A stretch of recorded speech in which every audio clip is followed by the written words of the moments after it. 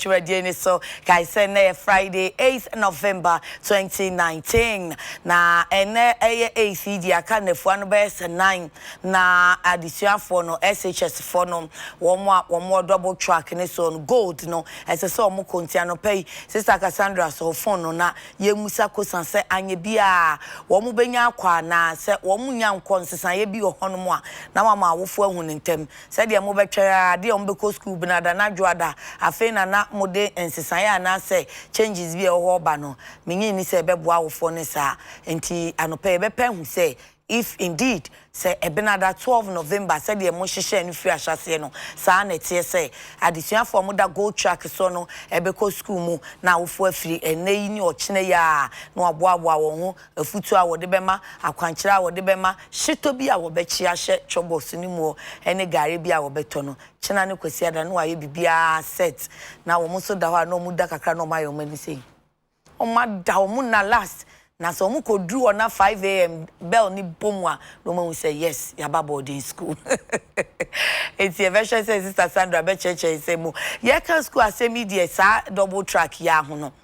na no ene ba beto dwa say mrahye be fie for minority ne say ai double track na man kwada anyem kwada mayoa kwada 10400 wow we bi wo mu die na anso anye bia e die ntine man ye double track no ena emrahye bedwani ba kwa ba be ya no say figures no enye wo mu ne bo wo mutim enya aye na emom no eye GS fo ankasa ena ode figures no ema mrahye bedwafiefo no ena msi oye na anye bia mrahye ye GS ede figures ne ma mrahye bedwafiefo no ena omusan de reason ne ka ho say eye double track ni nti ena ama nkwada no anyenyem ana enti enu say ye kosa se yenya GS fo na ye bebisa wo mo mrahye bedwani Peter Nochu Koto ya wo ye ranking member wo freedom kumani mu a wo education committee ne so wo mrahye bedwafie ene wo de sa no ye abakati north mrahye bedwani wo se an figures no ye GS na ene de ma wo mo agreed na wo mo anso na de sa reason ne kan ho say double track no na ama nkwada na nyenyem say te sa ene ye de ene ye betimi aye ye mfa wo mo ko school na fe be wiase na fe na ye beje wo mo ma mo masen ato adesua ne so de ene ye be ha ye pa ye kan school asem ye na daily post na dia be President Akufo-Addo lied that homosexual lessons have begun in Ghana schools. Really, into a person who should be said GS for say, no cre, say Adekye bi eti say no, fiti asia na fi say this week ya so cry bi by say yo textbooks cry basic for no wonum ebe child chance and answer time ne be ende but textbooks e be complement curriculum for na aba no textbooks no kura bi ni ho e me no so amanfo bomu a e na ne ye say homosexual lesson ya hwase sesensa inti sister Cassandra nkomo wo ho pa so phone no na ye ni nkomo ye be kokuma say ye say eko bi di KTA Traders Association wo mo na Minister we some sama directive say yes say nka meto NSS Kumasi any central KT and central market so ya wonum ye nsiesie de Brazil aban ebwe ya ina no GM Samson kwam nyamche kura ko Brazil libye chief ho ye de mache yes wo ma wie phase 1 ye wie KT aho de no nti wonum ntu nko na wo munya kwan hye central market de na se da since May adwadifo ni ntunko na ese minister ama directives animanimu ya ese so wo nko ni batches adwadifo no etiko apai ama wo kasa se minister hye wo mu sa wo mbema mampani ayi nadi sese ho ya sempa enti ye pese ekoko bisa se eno no ye de eno no e de na minister kan ya wafom nti a wo mo pese president ebe mo esa na ese mu hunu na ministers no kra edodo but ye fa chronicle ano pay lawyer for family of slain Adomfe native balls police can't probe police demands independent investigation into cause of death Ghana Standards Authority beckoned to support probe Wobeka ya Adomfe ye si posi fo koye operation o ma tutu ko so ma posi ni bi eto cratch bitu na ebe ya rehosem na busuafo no eka ensem se investigation no wo mu so papa obi nsi chudo matoa enti mamene nana boachi yi adom a woye jase hene ewo adomfe enkasa nana oba me ma wachi o ya bru odise ba medase miwra mani sound na wo mpomu ye de radio da Roma odi enkwate anokwa yetimi asori nti aseda ye na media ye da nyame ase da ase nso se therefore yenya no hema no wage enso na miwra dia ne mu hawo posi ntimu nya nhwehwemu ne mamo sede mo pe ana da tie bru ti awati fo ne adofo a ege wanokwa nyina eni odwuma efo ayi oba hima asem na odi abayi asemi egba ya kikiri a prosiko ni omudi ha kone aba ni omo promise SST bia e beti omunka okay mba ko no yentefe afi dekrono Ashanti regional minister ka se yenhwe nanim no oba ya hwe nanim wa bisine yentefe nanu no mbe se omudi asemi ko phytologist ko papa na omo hwede besie na omo ma yaso atene no achi no yehu de be besine se akuzi da beji so msa de ko Accra ema standard authority for so eko convede ewumu enti no no kwatem ni nyanti bibia no kwatem asoma me no kan omanfo nyine nwiinwia bia timi busa nyanko se na se mi ntidie na ekoso atemi ntidie na ekoso akwa se de omanfo edia abiba bibire etwemu no ebi na ase de ohia shift akọ Ezene die se brebre na se nyame anyi wadom na police ni bi kodi nsamone a na je se na wanwi ya na je se eno anu no nesa kai am se de ne na madom ko Ghana ha no na no na dabre trendia the police ni ba ko yo bone no mo afa kwan fufuro so ni kwan ahodo bibiri so ne de active nipa no onipa ni huni asemo a wanyare ni tinya ni ya hwe nya ni ya na mo atimi aba bechi nya ono kura mponya ni din na mo boy mo bechi no mo bechi oba na oba de bechi ni mane ko ye be ma se na be ma nzi echi no so a ya ante hwe sa de tinye wawu na se mo maame na ugiri ho a hu ni far by na asem no esi ye enya enasen this is asem ni esi ye me fancy da bre busume kura twemu Butumi yetwem butumi yetwem na no mo yesenka mo bidi ni wan wutin an ohine nana na do faji ka se no asemi hu nani so na eden yetimi aba bidi na okida amna yi nti mo yentwen Ashanti regional I promise you so ba hanu ya hwe nani bisine yente nka nana se wono de oba bia awecheche nsem ne kasachire ne ade na nhwehwemu de posifo na eye na se wo kase muhu nani so a omo ye nhwehwemu omo se oye de body no ekọ ha na yakọ papai na we mabam enkyere se omo gusu a omo ye ana no kase ni omo gusu a sa na omo aka no se de menu mi no nyina na wo kirem ya sa na omo aka no na so Ghana ha Yansem si efim da nzu betie no ankosi hute enzo no kwasem ni abrante obi a wonyare a wonya vi na nipa timi be yini frasa ase so ba bie kwasa ni wiwe mu de so omo asa na omo kantam bia so omo wiem na abrewo be konsu na nentem enti mo adawro ma mo fa mo abam mai na mumusa friends IPG ene ni crofo mai so say omo ye den akoya yasem ahumtiye ababu a wati so aya bia so a oji nipa na baby ekwa nyese na ono na mo aboni din eba oba no kura mu ni na no baby ma be tikrasi akwa kukunu keke enti awo mo aye na onto mo hwemu na mo musebusa o mai mo na sabia so a mo wosoro ho mo musa atoni engineer ne nkrofo mi enwe se sorry IGP ne nkrofo ze ekosen ana na mirao anye bia abemu ana busuafo nso akọ police station akọ bisa ye kan de wo susu naniwa ye abusuan ne betimi akọ bisam se ye de hye ne hwehwemu no akosisen na amase bibi wo hompo a wo matumi aka che se bia wo mbebo dawuro so ya be fra don fe kromu ni nyina ye bo mama ne se die bia ntimi sisa enti abusuan na kọ bisam ame aka che wo so ye guso aha ne yadru ana se eko na kwase mini abusiano ama ya humu kakra na no omne ohene ba ko no ahimfi obi sana ahimfi anemu e ma ono ni omu ba masi ono ne omu lawyer e ba ma omu se omu abepa pai na omu pai ndo omu hie no ne to aso na gise omu de kokuma se sorry omu de e bankran na sana authority for nso hwe ne ma bi fa na koma ho ne ade nti no ndo kwase ne akoye te se yenye hu na ni so nti no na doctor no fa report ma nti toro bi a ho nso kan na ajawato bu kakra nimum omo no mo follow up na no kra no se da benene na nsen wo so sana he no ba ko ka chem so mo akonkran ho de we na ko ho no mo omo so de akotire ho ti afi ne tie omo no mu asem se ye den you aja doctor for no ni omo wi mu ne report e ba na na e be tie na yenso ye omo comment bi ayama so far there almost one amount there na I said I din kakra nenso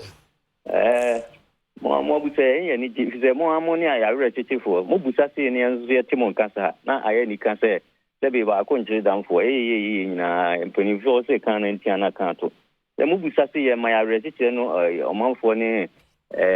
busanfo no bebre say say ni din a o ti wono ma na aso yi bi ho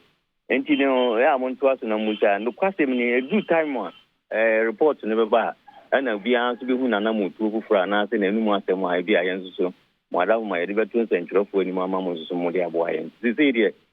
mama na mesro se yen twintwen na se kakra ni ntie eye o mo report no mo de ba bontin na yigina so akasa ni yigina so akasa so mo ko se nipa na ye ne sa so no ani wuye se ye den no eno ene ebesi iti fi omo num na yenso ye obibi a yenso ya ka kire sa approachfo no so far they say omo intaditi wo no so omo wo hin o sa ye den o nipa nkro etimi intaditi miensa ne nsia na aka no so a yenti omo ho asem bia so omo wo hin so omo ye civilian so omo ye eno yenti because there was a time policeman in ofi ni ba omo say no kwasem ni de omo kan no krate say nipa nsia ni nyina nya approachfo nipa nsia ni nyina nya omo ba be kan wo hin na do feji palace wo se nipa nsia ni de omo ko mu no omo nyina nya approachfo ni mu miensa ni de omo intaditi wo no intaditi wo mi se wo fi o se wo hin o se ayeden yo nsia no so omo hin o so omo achi omo atumu we nyina ye ade a minu mi enu nyina se de wo kan ya wo bo ayen wo busa ho asem a edina bon eburu adwen ni ntiate so untimi hu na ni so enti omo no report no nja ya ten omo de ba na fi ti na fi obibi be kan na ja ya tu ho na mo enti omo so omo guso omo so guso na nani asade wa ka no no se wo mu guso di a ye nhwe se de be kwa akosi enti e wo ho ani ete wo mu kan che so a ye be buse mu ama mo nyamin kan ho ne odjuma pa wo ye nyamin kan mo ntutu mana mo si ye why da wasi papa yes ye da se mira ma ya re tichira ma ye nyina se mo so mo dwen ye nso ye ho nyamin kan mo ne mo odjuma why yo ye da se nana boachi ya dom ye ja se hene e wo adomfe me de ya na da de me se posi ne se bi wo ana mo ye nanso munkita hudie na enko ema busuafo no hu no nti ya no onu madwe yo mo se monye hwe I ti se nkwada ma yo amiensan die no wohwema wo mo concern kese paaye yente wo mo nka yente wo mo nka enti se edru ba bi esese mo ka bibi kire wo mo a na mo ne abusua na kasa na amasa yente wo mo nka yente hwe na da bia wo mo ebo musumbo ana se sunjete no ebetimi abre aboa ma no abrase enti am communication no mo ma ne nko ema abusuafo ye den a wo mo nhwehwe mu na mo ye enye ni nyina na mbeka che wo mo de but de sese wo mo tie ne de migidi se mo no be ya adwen sese mo withhold mo nka hwe enchire wo mo we are on it just tell them we are on it mo akasa an mo say they are on it na obi anya akomato emu well na nkrata anu ni the new weekend crusading guide UN adapt Akufo-Addo's Ghana beyond aid agenda for Africa. Yoko report nails Afro-Bruni as Afenyo marking urges UEW Governing Council to reinstate Adekye. Say baby, nyaminenim. Nyantachi's prosecution due likely in 2 weeks as the AG. The Inside, minority fumes over double track, says new system resulted in over 1,400 SHS students pregnant. And no enana may be some say figures na GS said the ma woman almost in this reason e can ho ana. Daily Statesman, prosecution of Swale murder case to begin. AG says a review of the doc has been completed. And then Cocoball to spend $340 million on local processing. Nigerian politician hails them competent Akufo-Addo appointees. The new publisher, NDC divided over Nanado's family, friends, government tag. Koko Nyidoho. And the boo said NDC for sa press conference, na enshedanye ibiasa. He said friends and family was see Yesu kra na suafo dum James and John, no mo nya nuafo ana, no mo ye Zebedima. Inti sano Yesu kra fa nuafo ni omo ye adwuma. Inti oye dania untimi entwa blood relations emfiri wonhyehyɛ yemu to say sa family and friends na chedodo I say adai I say fufu enyinya no Ghana for ati abrenti monka nsuo monka kwan monka empuntu asem se Ghana for ni abre pempuntu a enye ni yisa no. Yes, I hate you atwam. Sister also wahana memfre wana sister good morning. Good morning. Now what to say? I said you Canadian. I hate you. Say I hate to cry minima de but say they shouldn't overstretch it. O ma overstretch na manabro so. Oma twimododo a. Oma twimododo. So mon diverting ko baby fufu. Mon kansuo ni akwan. Enu na Ghana fo ehia ho asem. Nti na enu no. Nti na the new publisher say NDC na ni mu ache no. Cause papa we deputy general secretary former. Okay. After your marking rise to EEW Council, Afroboni is guilty. Coup plotter fate hangs as court rules on jurisdiction application today. ACP Benjamin Agozon semne and womude bekosa circuit court wono na court no be chere say owo tumi si obedi asem no ana woni tumi nti wo monsa moso enfron kosoro no ena the new publisher Eddie Abbey. Weekend today pay Indium now Gold Coast customers to government. Then tension in Tema West over sale of Sakumono JHS land. JHS land. School for assassin and one more ton. Sister Fia fana mami why. Okay. The Ghanaian Observer, common floor price of cocoa from Ghana, Cote d'Ivoire to start in 2021. The Informer, detention of top cop over alleged coup, tension builds in police service as retired corps and senior journalists condemn government high-headedness. Daily Dispatch. Cabin oil losses, NPA launches manual, and then Manasseh to launch third book, the fourth John, Rain, Rejection and Rebound. The Finder, 300 million Ghana cedis capital for 3,000 startup is on the front page of the Finder. The Chronicle, Yaka, police in Ediano, Achemo. Daily Searchlight, controversy over interest rate. The Herald, Minerals Commission vindicates John Mahama and Ibrahim Mahama from wrongdoing in Ninehi bauxite. The Ghanaian Times, 330 million Ghana cedis boost for 3,000 businesses as government supports them to scale up production. Old Vandals cut sword for the construction of Commonwealth Hall Annex and Kwesi Nyantakyi trial to begin in fortnight. Daily Guide, coup WhatsApp chat pop-up, UN adopts Ghana beyond aid agenda, NDC blows hospital cash on research. Daily Graphic, NMC asks government to bail out GBC, owes 25 million Ghana cedis electricity bill. Wow, electricity bill nkwa. GBC so kwa boy and the yahwe bianya ehun nkrofo akache ye ho se ye be ye te se we num and I need ye oh say baby well na mo bon krata ni so we na Friday nti ye be no aduane say ma Bruce and two kwan dia ye be no aduane nti ye no aduane ni so a Gladys ebeba Miss Boache beba no abeche die bedie di ahwapo mu de wonsem ni akakai say ye guso a ye kase November ye twemme na dwensi so say wo mapom de hu hia papa nti da bia bise saa no wo mu enya bere na November yi die da ba ko wo ye be ma wo fa papa bra pani bra ketwa kwa yaresabia na koye thorough check na se bibia ne ehu ne ntemo a eboa menyo hu se wo de wu ye superman na bibia ntumi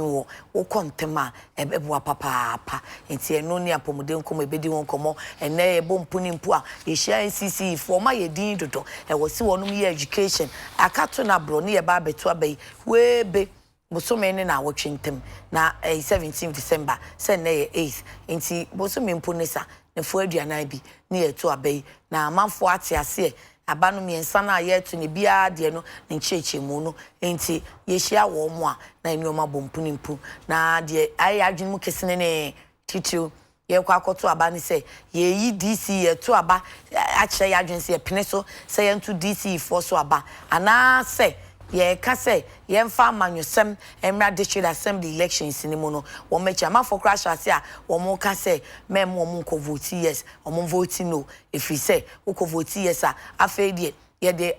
partisan politics no ye de be hwe ye hwena no ubie wa no kasa kra hey eno ye nya hoto wo district ni mu nti ebinom sunsusuye eno no oba ni nyina yebedi ehu enkomo anopa yi ma yenhye ehu kran quickly se hwese obepe obi na wonso waye nipa no adoye na wan invest e wo se nipa nim anso wonim se wo obi invest wo mu ana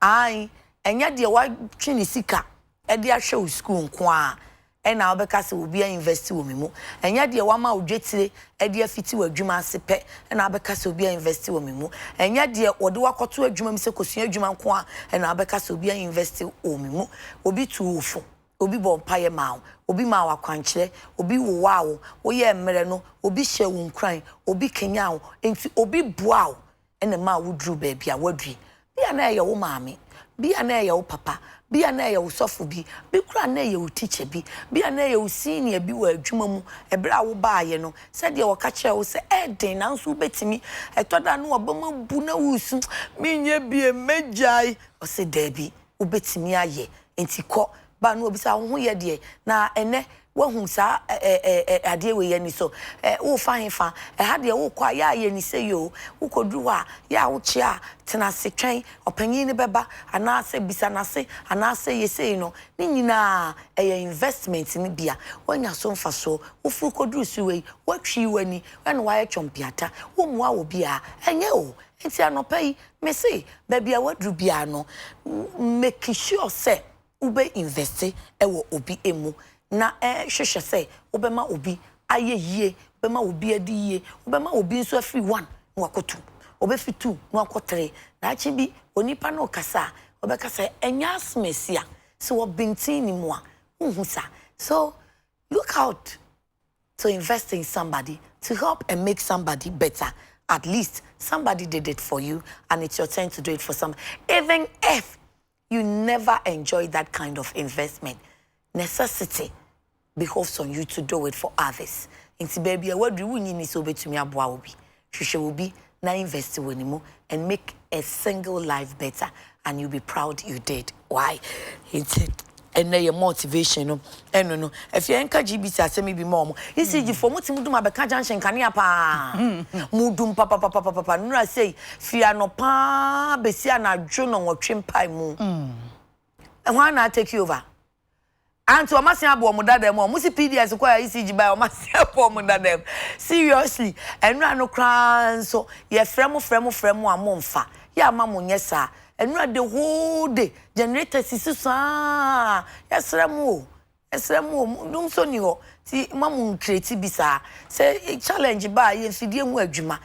Say, Moba come abroad for no. Any inconvenience is deeply regretted. Your best on the time say regular maintenance. No more can you. Mama Madam Suban born in a DPM. Where say any because any PDS in Zamra. Say once Abamadi. Sister Fiame Buana. And no. You can't see a Juma Mubeti me. A Juma is someone so among so and my. Moba bena watchi ye se na mudu munkania na yebedwapa ye pa mochoma munu munkania se challenge bi won so a munkania nura simple se wa fremu sa o fremu amonfa adwuma so nke ne mo ha ye to generator sa to aso sa mpre nu sa dia mo be ma ye ni abere we have to feel for your adwuma wura no this is insu na ye ntoi ye tofu o me see to generator asa say be di ani say be di ani generator dey see atotiti wo fuo na ye beto no ni asem no but so sika no kra no enke betimi aye o mabre omunyi nkoto nsuo bi no mo yesa father de ni nyina akoto fuo so be dey aka se mabre omunyi nkoto nsuo no ya ma Cassandra amfane ko oh any free prof na nsem wo na Cassandra other sister so phone why Cassandra Chum Ghana Education Service waso ada no pay so meeting ana mpacho mon kanche sister Cassandra wa wo ben wo no a wo ne no tie no maami na wo fie no mpacho tap no mami say hey Cassandra ya kwama na duty TV ni sa wo say me bo video TV say wo pon na nipa na ya na ye say wo super mo TV so me say me super o say ai na ye say wo frame ya manfa ya say na de wa ahoro me say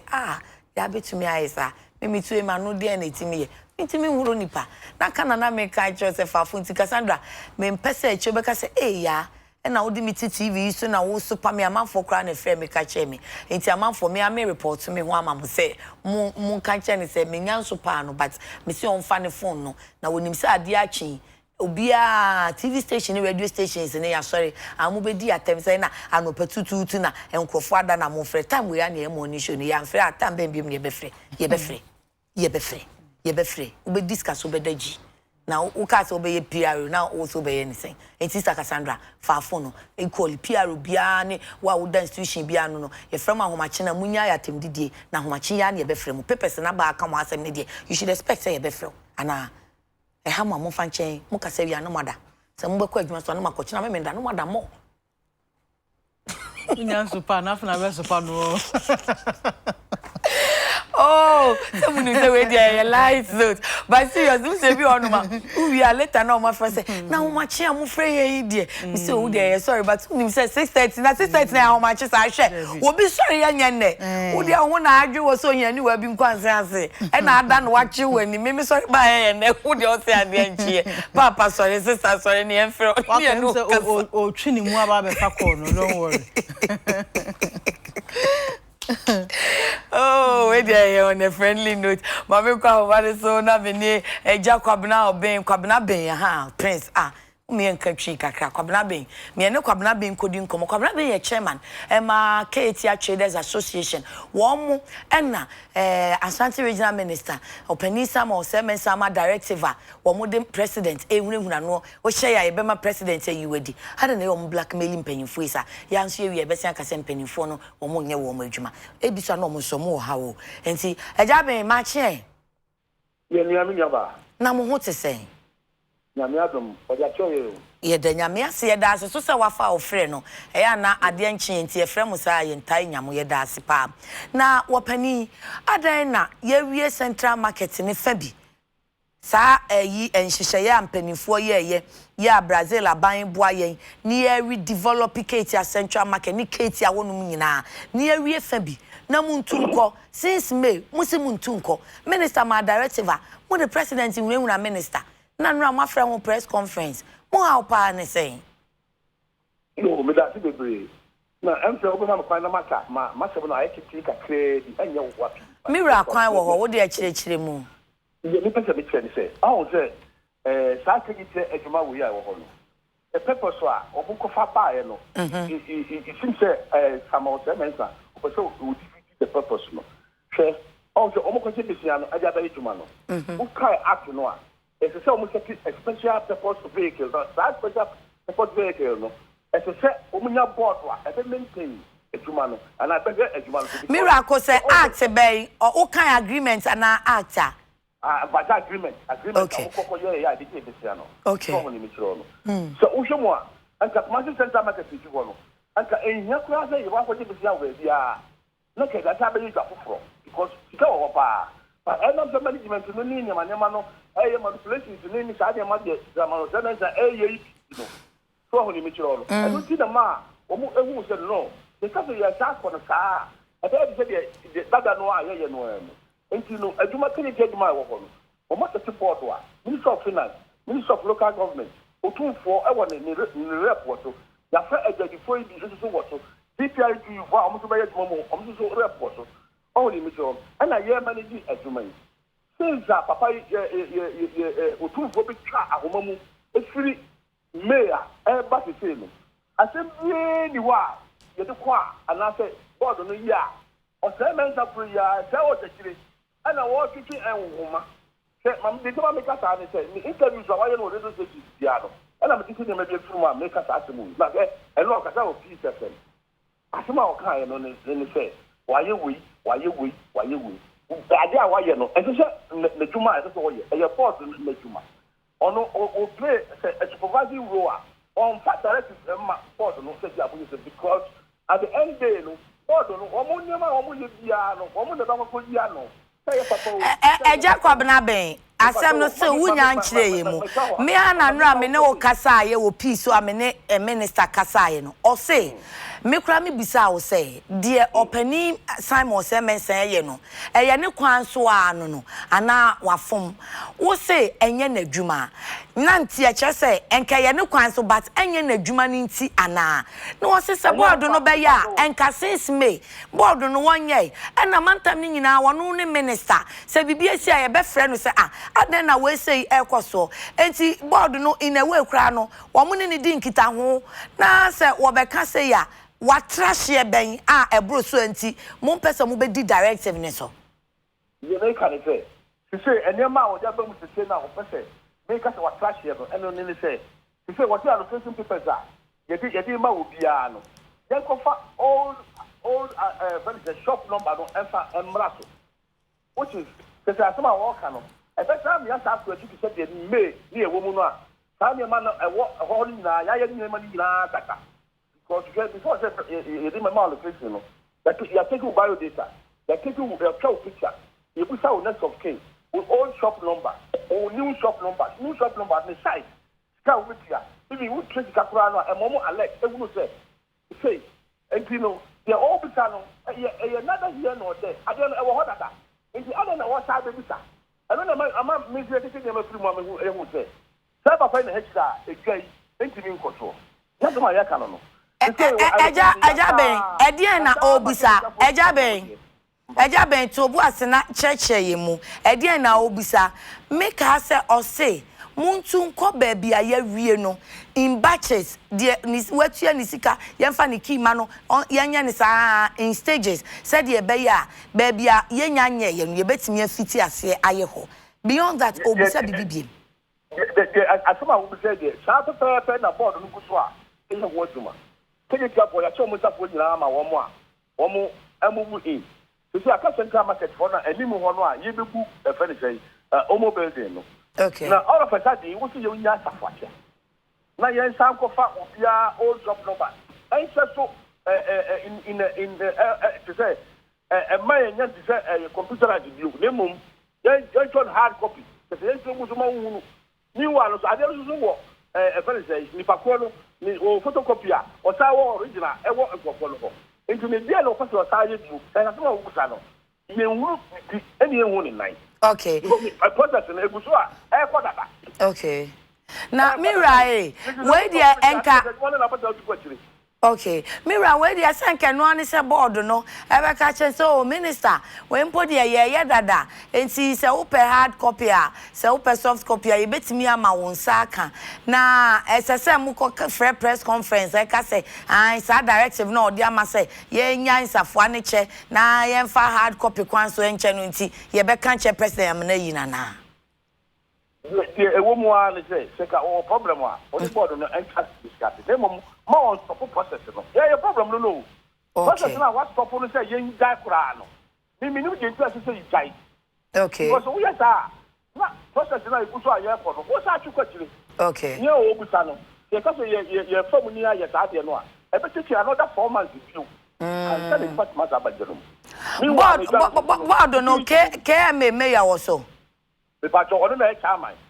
Great. Enti adan na momfa mo consensus no nto nanim ana oye chairman de oye awe na wone ne minister nkasa so oh minister say baby a chairman dwen kakra na said ya wukai ene enka ye ntiase ene nchirechire mu jojo but mu betra koye sa press conference na aye esa no baba ye minister kana onso wo kasa no ena ama mi bisa we no se nka me ya betimi a chair minister mu then na mato aso afi ho ana kululu ben na ekoso uji di se ebeye kwase minister beka se munya kiniche na mumfa sa akwa we e bia na bibi koso opani wo kura wo board ne so wuni mo yo mame ye ka se bibi koso ana se bia bibi ye na ya wuna evidence asemmen wo ka se na ye so problem bia na make say so problem bia only board no start the end discuss na process no enkoso ne enye na baby kakra bia fi say atia na so fi say genuine kina correct no na so say obam say munja process no na munye say bia because the chat to what aduma yin koso that yi nyina no ono na eye oh how problem no openi ubeda kanisa wonu kra no openi ye mu because enura me ne kasa onu kra pese ba bia ye nyan start ye nse de be ya process ne be kontem ama wo matimi akohye ho nase no na Brazil aban sika no nkoti na ni so no enti kra no ye ni sei enti onu no ma adwuma ne nkoso no de sesen mame hwe usinsa ye twa ade mu abofo no ye o ma se se o mo ba no be start second phase no ubejia di say sika ya boka Ghana abai aboka bese $30 million I just have Ghana by you because your mom kwan e mom ko ye de so mo ye to say you do baby a anka omo bende no eni pe bi ntaka ye safoa e bi so enka ye safoa omo be de ni now ye nya kwan ama omo akwa ye tuma enka ni a wo ke ti a ori aso ni na edi so ya fa what man for best security for ya fa wo ma e mo fo e mo fo no company mi security no company mi company no ba ku bia FZ di pa be 1 so I just di pa mi no 260 only mi jono o ma e na tele na be na sanka ni aya so su be ni nyina no keke ti afọ kwa na o mi no o ma ti aka ya ye ka e ye je trawo ye di na je no no dara ti ni di so a e ka be aba ne bobo anu di ma ye ni abre no enti na aban ne bebo ka se ne directive no wo se wo kra wo nkyire mu no me tiram ka so se wo se munyan safo ne che ba wa chem se mu use computer wo se o mu fa manual ada enu ne be ma process no I slow ana wo se allocation be ma manfo ni nyina ye sa ngi nyina ye fa obi a shop number no en check ye tro mu so the if ye do reach it ni the akọ computer so ye di bia no yan san ko seri nyina so na ye ko seri nyina so kan ya ne za de man ma ya so no se be yeka e be dan yeka ye di number no hihye nipa nanim se o ya akonama store number 12 afia dutwum amronsa store number 13 enya ne sa baby mam that de tadi nyina wo hotata o pressure batma me information bi bia o munya o bibia so ma kire mu say wo shop new number no kura wo so o old one no so e wo so ina to be di wa de kura so kura ni bi wo that address na se say dey bio no wo say here e di ye no ye hu say e na wo ye no e na dream ko bi agree bi no wo ye ka address because I say we dey and yes see I we na say ko then na obenya film wo sa de na o ye no because I cannot stop process that. Okay. Ye best per minister na ye bisa ni BMT ejabe enti se a process no mo di directive ne so amogya ya mo best akona makwa ka che minister me entu aso na se mo ye dan se dey so no say baby o dey next to 1% people enti kwa bia so no ye so ye ja no ma no ye so me maduma me ba ba ye no me wa no so emofo because matlas dey fie nine yakobo bo na so me eja ye die na so me so me ye juma so me twa me taxi so me twa me bill so abena se me ma obi ni baba ko ade an se ma ekaba no wo tira ho no ma ekaba wo kan ma dwan ba bi se e bi asese de edi kan cheche ye no de nti o se munya na munya ni se no bia na stores ni bia kodi amanfo nsem a enya wo mu ne sese kodi wo mu nsem fi se bre bi mu akra mbeka se o said your mo channel no omo fama mo original occupants na kane na mu wo mu no ansa no mo beba chie ya hwe wo mu tie bia na niam bi ya dane ena won pese be dane na bibia be ye ne pepepe amamo enti e be boa mo ankasa yo okay die se opese obo aye ni a enye se obisa mo no aka o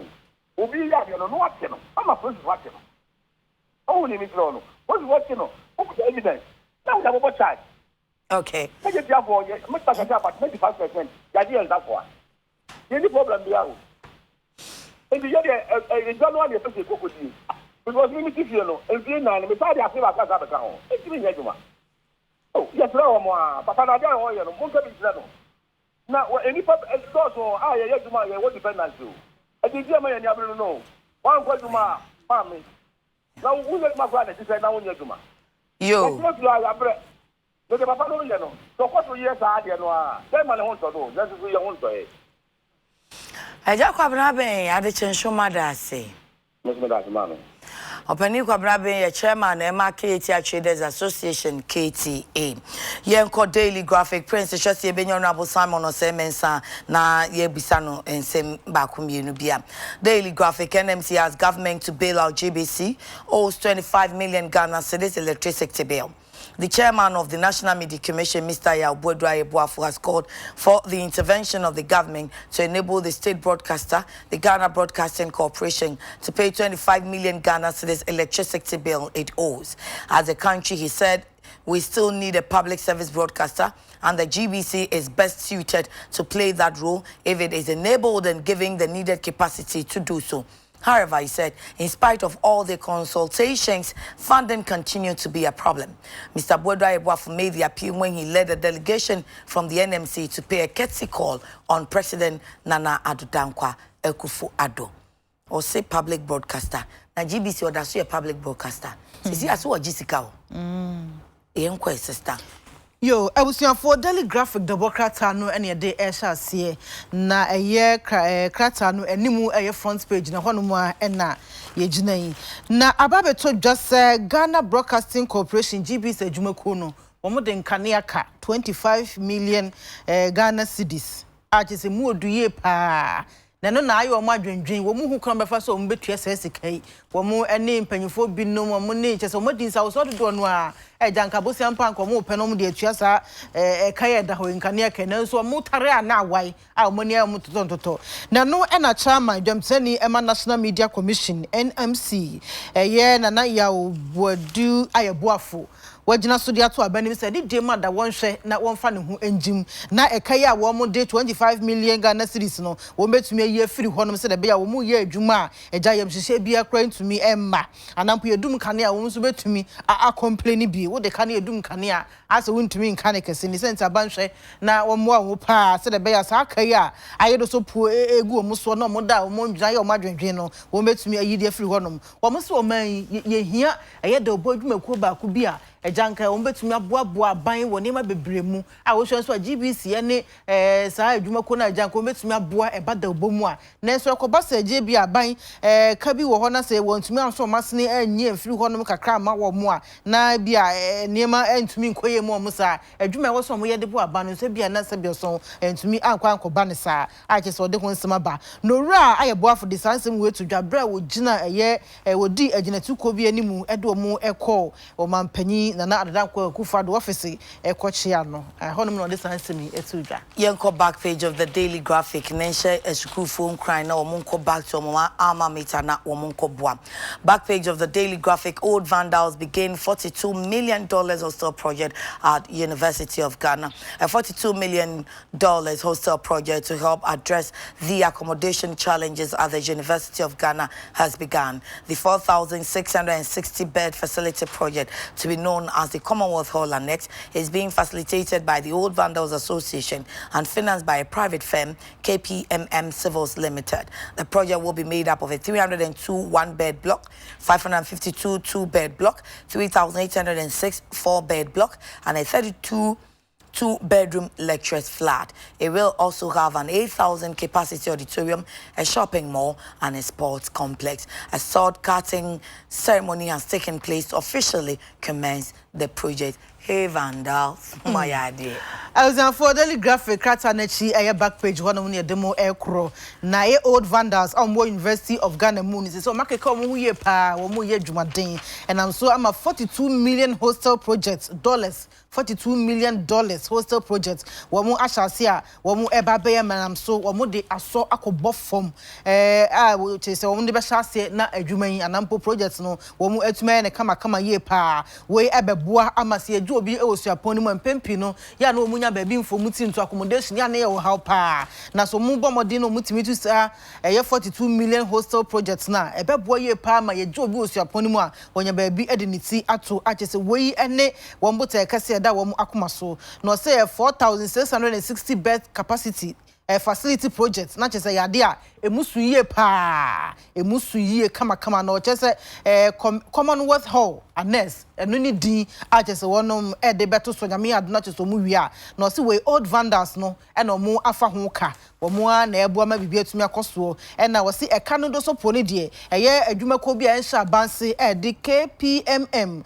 Civils Limited wonom na chese eda wo mu eso na sa project was 302 one bed block kama pa 5522 bed block and now 3,806 and also a 4 bed block a say kama ye pa and the omo keka nyame ado no mu wi a shopping mall nyina na tuatua sports complex nyina no mu de bi shemu a be kama papa na chese se medi nkan no mu e de aso akobɔ fam as say de wonu be hyase na wonum ahyase asino. Today, the Ubokrata no tension in Tema West over sale of Sakumono JHS land paid to. Painstaking investigations by Weekend today have unfolded that a land which is part of the Sakumono Junior High School and a property of the school has been sold to a businessman whose name was only given as Alaji. The said land, which is next to the Sakumono JHS, is located in Sakumono in the Tema West constituency of the Greater Accra region, and the sale of this government school land to the said Alaji is brewing tension in the area, with many residents accusing the Tema West Municipal Assembly, whose jurisdiction lies the Sakumono JHS, of doing nothing about the issue. When the Weekend today visited the place on 2 occasions last week, it observed that a 2-axle tipper trailer of chippings and sand have been deposited on the land, indicating that the land indeed has been sold. I was for Weekend today or more at the end of your face. Na Catafan toss me no. I want your demo crona. Weekend today for or much as or more. I movie must say about the daddy say Sakumono Junior High School or Masasi be or Moja Padia Assassino. They said they are there at home at the Ama and Cran Crebi. Would the Dini businessman be artist any dear or Munimno Alaji. Now what I say Sasa if you want now call baby Sakumono Junior High School no ewono. I was Sakumono Honoma Tema West. Constituency Greater Accra Mantem Hase na ochira we no aban suku asase no maton dia ma alaji no and I'm so amendment me ho ase ne tension bi ababe gina empotem ho adisha omote ho no mu entema chese nya asam keto akra I say crampo adisha no mo botema West Municipal Assembly ni subo say mo ho no mo ka mo ho baby aban dia ma mo samu nya adwuma na ho ka mo ho problem bi cause wa e say mutum solve na so we ba e de ma kire mo sagu mo bo e mo nya hwe fa ho e de na mo yesa nti we say de so bo na na yeto monitor ma West Municipal Assembly for na Weekend today for chese o makọ mpiri no na mo kọ na chese abo ne anwea e na ya hwe gu asase ni so a chese e di dance sampa ya ton school na sanse e de man kura bi businessman bi a ne din e de Alaji. Yeah, for the Ghanaian Times. 30 million Ghana cedis boost for 3,000 businesses as government supports them to scale up production. Page 16. 3,000 Ghanaian businesses have been selected from across the country to benefit from a 30 million Ghana cedis funding package from the government to scale up their businesses. The beneficiaries were selected from the 19,000 participants of the second window of the Presidential Business Support Program, an initiative of the Ministry of Business Development. The businesses selected for funding are in agribusiness and agro-processing, trading, and ICT, sports, tourism and recreation, and sanitation, waste management, green and ecological businesses. So it goes on and on and on. They will receive between 10,000 and 100,000 Ghana cedis, in addition to continuous training and capacity building, mentorship and business advisory services, free accounting services, access to business networking opportunities, among others. I was for Ghanaian Times, the Democrat and if I toss you a do NCA and a demo aircrow, who is a Mabuna Jawa, you and some baby, or one cassa, you man, no man, Namsakwan, and Swabua, after for a goom, nothing, so Maboma gonna see Cassam, and to train it to me a costuo, and he a dreading net me a costuano. A body should be a bass or better for nothing. I'm a Majuman on Botano, and to me Abamuye pa. Then I say 3,000, say you may, you man, Makuma company and I buy it to me a woman, a Ghana hanging. Well, but this is a 30 million Ghana cedis. Ebe boa womo aboamo madwuma no no mbotai na no etimi akoso toti na wo kire se enuma kuo be se 19,000. Aha, eneja sa presidential business support program no mu ekobie na wo mu na ya select bi ade afiri mu a ye ba be so masini osikasam na mu amu bebremu amu adwuma na etumi akoso na wo kire se wo ye agri business no na afi agro processing wo mu didwa trading na afi information communication technology aye ICT for no ha wo mu no eneja wo benya mwa wo de no to nchen a wo mu yi wo bi so mu a eja eba sports agudie hu nsem a wo mu eboa tourism na recreation and sanitation na hudidie hu nsensem nyina no ade a wo mu amu ba be bie adwuma wo mu no wo mu boa no aha wo mu na chese select wo mu e dis sika no ebe so wonum asene ene ne 10,000 kwa 100,000 de nyame ye wadoma wo benya wo de no to nchen a beto aso am wo mu ntete wo adwuma no ho na afen so eba ye adwuma no ho nimdie business advisory services ani nyina na edbema wo mu free accounting service ni nyina no ade a ye de bema wo mu na aboa ama wo mu ani so de hu no etumi abam na Ghana man ene ankrankra busu a wo mu dam obi a etumi anya won so emfa so.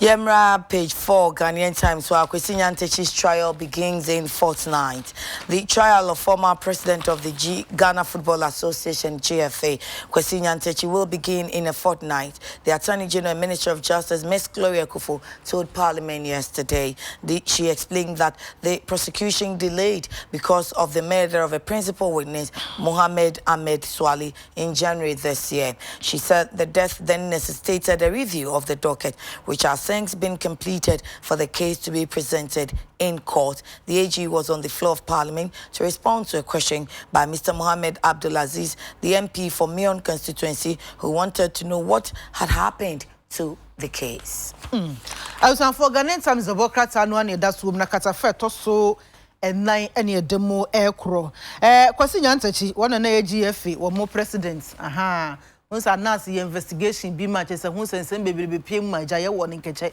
Sabi the one president be none ya promote waba a president for na send you no aja nanka wasan kiedin da ya sha se na so ase pose kakra na nyina se obi a na wo so di adanse wo asem no mu pa kuku dam wa adanse die mu no aha ameswali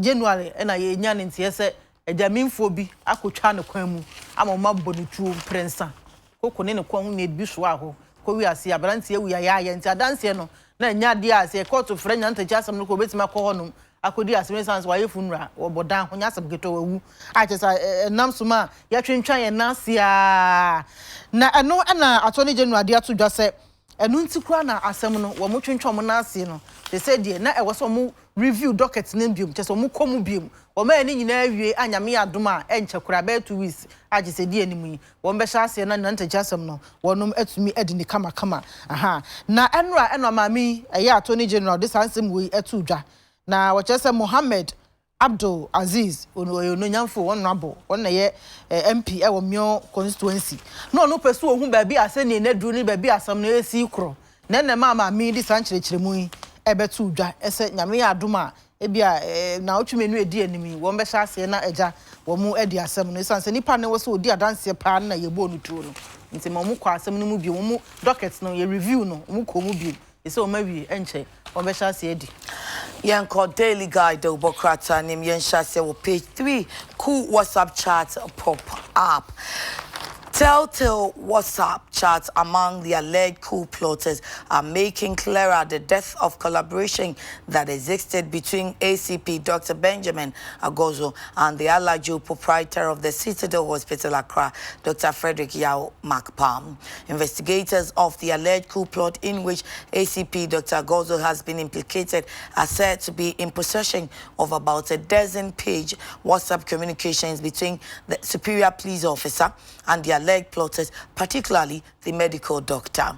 The stash of messages which the police officer discredited as irrelevant to the coup charge he is facing allegedly contained security tips about how to go about the various stages of the build-up to the D-Day when the government would be toppled according to their plan. After his maiden appearance in a Kanishi magistrate court in Accra last Wednesday, the superior police officer told the media in a brief remark that the WhatsApp messages over which he had been charged were irrelevant. Besides, he claimed to be as strong as anything and could not be broken.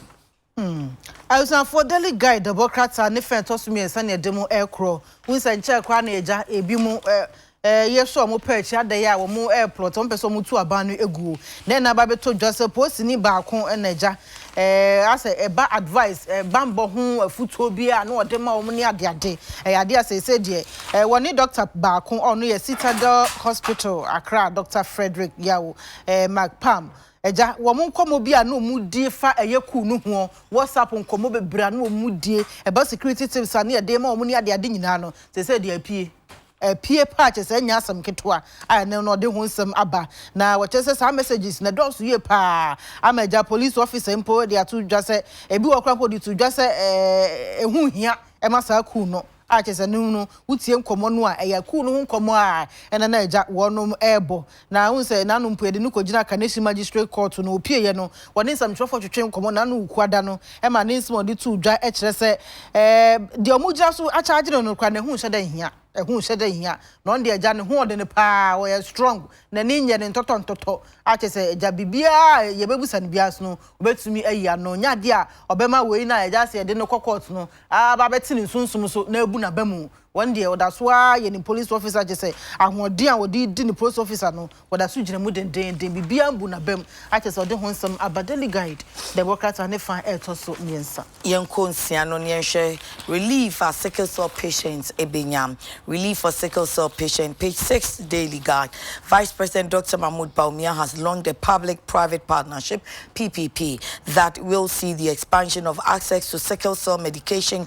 and related treatment to people living with sickle cell diseases. The PPP between government, pharmaceutical giant Novartis and the Sickle Cell Foundation Ghana will improve the diagnosis of SCD and accelerate treatment for people with the disease in the country, with the introduction of hydroxyurea to the treatment line at an affordable cost. Specifically, the partners will collaborate on field testing and implementation of SCD treatment guidelines, the establishment of cross-regional centers of excellence, and the implementation of newborn screening at these centers. You. I was for Delhi guide the Democrats and if tosu ensia ehonum ene wo na omampanyi abedieche Dr. Mahamadu Baumia wono ena ekasai te say de wo mu ayo mu fam de aboa ama yenuanom a wo mu sickle cell gade nu ebie no eja wo mu enuro no mayare hwem ene ade nyina no wo betumi aboa ama no akoso yie pa enam so we a public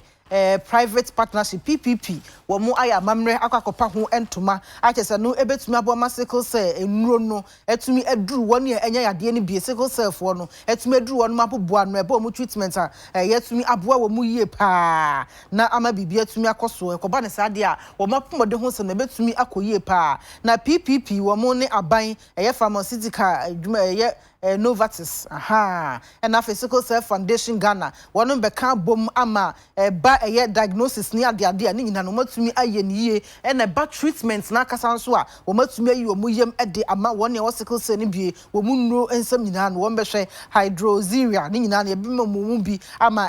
wo mu apomode ho sense matumi akoyi no no wo chese affordable cost that is ne bo no fofofo obi a wonya sickle cell bia no be mana kofom ama ne ho atumi aso ama otumi etumi atoto bi be no ne ade a na aboam na pomode hu sensem no etumi akoso ye pa e na o se field testing bi kwan so betumi akokoso be kokomia hodo testing nkofo ne ba se ye hu se we ye sickle cell na je se o mama nani o mani akosa di pa no ho e wo na pomode na afi ni no sem nyina no na beboa ama sickle cell fo no se bi wo matumi atena se ache ye pa se de normal person kra tumi tena se che no ama bibia etumi akoso no e no de ho nsem aba Daily Guide Dobokata nefa etosu ensia. Yen father informer na yen ko page 2 page 3 we ani akwakoto aso wo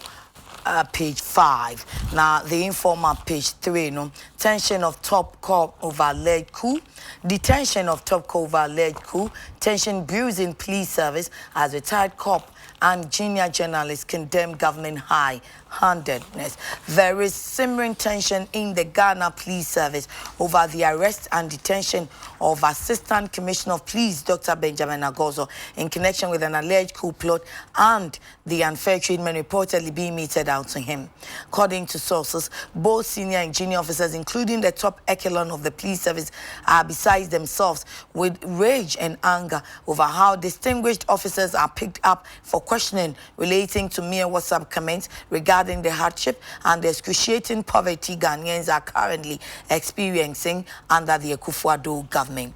Police anger following lawyer Martin Kwebu's disclosure about the unfair treatment administered to the suspect and his family as well as himself. Both retired and 7 police officers have called the officers of the informer to register their uncompromising anger and displeasure. Meanwhile, retired police officer Superintendent Paul Avui has cautioned state prosecutors and the BNI to handle the case against ACP Benjamin Agozo with care, since officers who work closely with him would be downhearted, demoralized, and unhappy about what is going on. Managing editor of the Inside newspaper, Kwesi Pratt Jr., has questioned authorities whether it is treasonable to be realistic in Ghana. Okay, so page 5. Parents expose GES government over comprehensive sexuality education.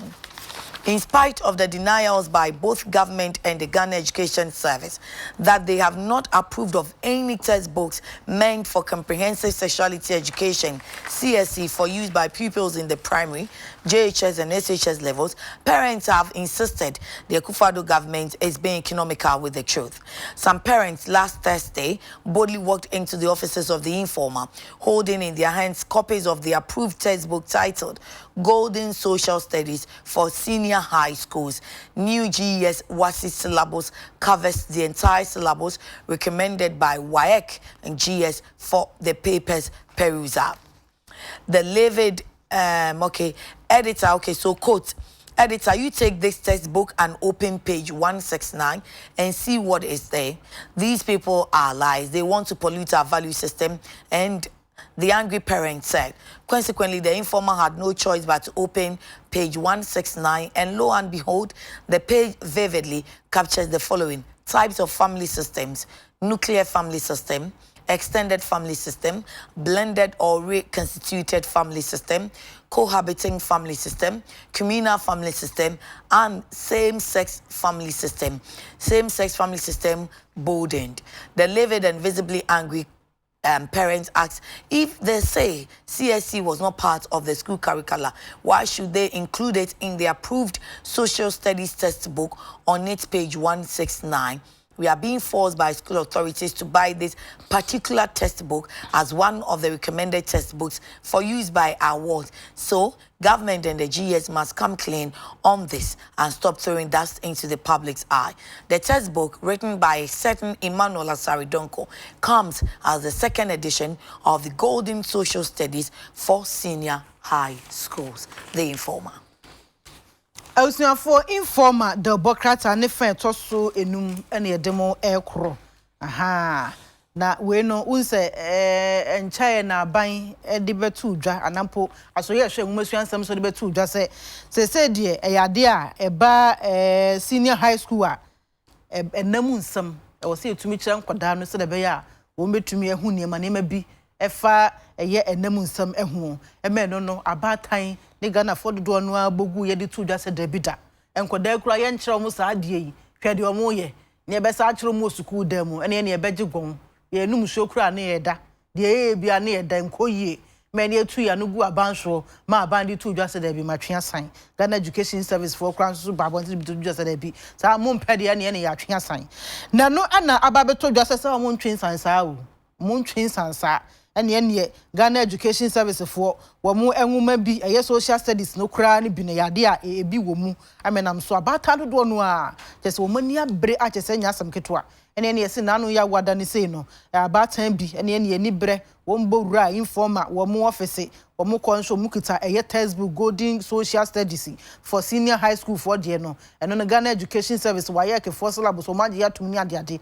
honom na wo mu de sa book ikoye ene no m koye o mu so panyifo agya mo na mo yansam trofo ndo bofo sa book ye kita ye mani na esua wo suku mu mie mu an page 169 na mo hwede wo ho na mpampa wo mu bie mu a na je say nema bi e wo ho ne seda nkoyie e bi a same sex family system and afi nuclear family system extended family system blended anampo reconstituted family system cohabiting family na je say wo hwa abusuan ne namu nsensem nyina na yakuru chede egu ho no ma say ya hwe ne antita teacher for no be kire nkoda no ama de be baba ene na say de abata na ni abiriye pa de atodwa say aban mampanyi kwa na no di kotu dwa se muslim ejabatan so mo mpede atwe asan ma Ghana Education for Crambo so di dwa se omo so atwe asan na sa omo ye ntoro omo ye atorofo pa mo be dada sa ade mu atwam mo nkyerɛkyerɛ nkodai mo ye kona da kwose 169 honom e ka sei aje sabata na nia biriye pa na nam so matambu ki ato mo ko ho desese e de akọ informa for officer yakọ bie page 169 e de akere man pampa sa na eme ya na mo se ye mfama bie mu no eno enegum a wo de ho nsam aba na sa book no textbook no ye Emmanuel Asare Donko one na tro second edition Emma Golden Social Studies for senior high school they say the abata no o mahu 169 bam ni nyina agu ho omubofu Yewie. Me hwa mo esi. Na hwa ne she watare. Yeah, Catherine L. Okay. Catherine L. ene she mata de oya ade pa ba African wa e fe ne hu twa. Obeye kama e de ama na Catherine L. O ma 7. Wone achimota mo no na edi enhwe ne mu ma 7 he ya achimota mo no wone ne ye opposite ne number no 0244818177 0244818177 ko no mpam bi ma na M Sobri Plus ono nso o Tabora alaji hono ma wo hwe me na ase a ma mpabo no ekoyie pa one na de share mo mpabo type bebre for all occasions and wo call on ma benya bi ato ne bo nso of kama the number 0249459136 0249459136 ana meeting so